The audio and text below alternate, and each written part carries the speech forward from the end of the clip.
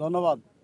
এখানে আমি মনে করি আমাদের এলাকায় যে ঘটনাটা ঘটছে একান্তই একটা ব্যক্তিগত, মানে এটা অনাকাঙ্ক্ষিত একটা ঘটনা ঘটছে। যে ঘটনাটা ঘটিয়েছে একটা ছেলে, আমার মনে হয় সে মানসিকভাবে সুস্থ না। একটা সুস্থ মানুষ কখনোই এইভাবে কোনো ধর্মের বিরুদ্ধে কোনো জাত, মানে একটা যে কোনো হিন্দু হোক আর মুসলিম হোক পুরা জাতিকে নিয়ে এরকম নেকেটলি কথা বলতে পারে, এটা আমার জানা নেই। তা আমার এই অঞ্চল যেমন এই যে মন্দির, এই মন্দিরে আমি মনে হয় 20 বছর যাবৎ প্রত্যেক দুর্গাপূজাতে আসি অ্যাটলিস্ট। এখানে দেখলাম দুর্গাপূজাতে হিন্দু মুসলিম সকলে মিলে একসাথে মিলে এই পূজা পার্বণ ওনারা শেষ করেন।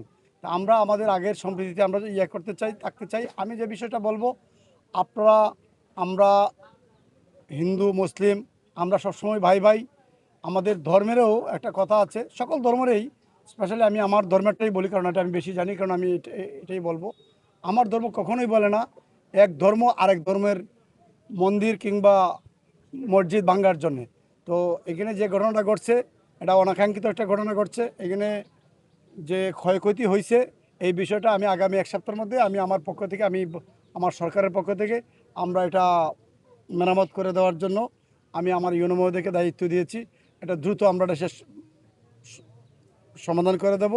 আর আমার একটা মেসেজ হচ্ছে, এইখানে একটা চক্র আমার কাছে মনে হচ্ছে, এই আমাদের বাংলাদেশে কালকেও একটা ঘটনা ঘটেছে শুনছি ইয়েতে, এরকম সেম ঘটনা।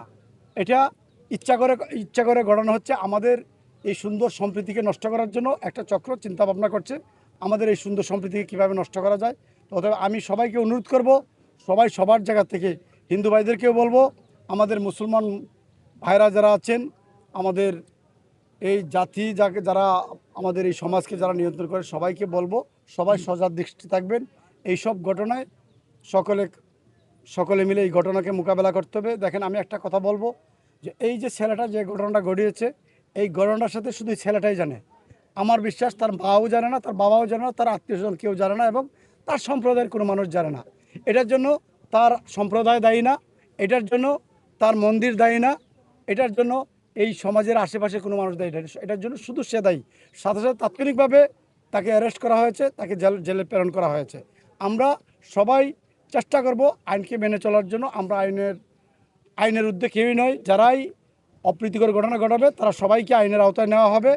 ভবিষ্যতে যদি কেউ করে, এটার জন্য আরও কঠিন শাস্তি ভোগ করতে হবে। তো ওই বিষয়ে আমরা সকলেই ঐক্যবদ্ধভাবে থেকে আমরা কাজ করব। হিন্দু মুসলিম আমরা আগের মতো ভাই ভাই হিসাবে আমরা একসাথে কাজ করব। আর স্পেশালি আমি মনে করি আমার এই নির্বাচনী আসনে আমরা সবসময় মিলেমিশে কাজ করি, ভবিষ্যতেও করব।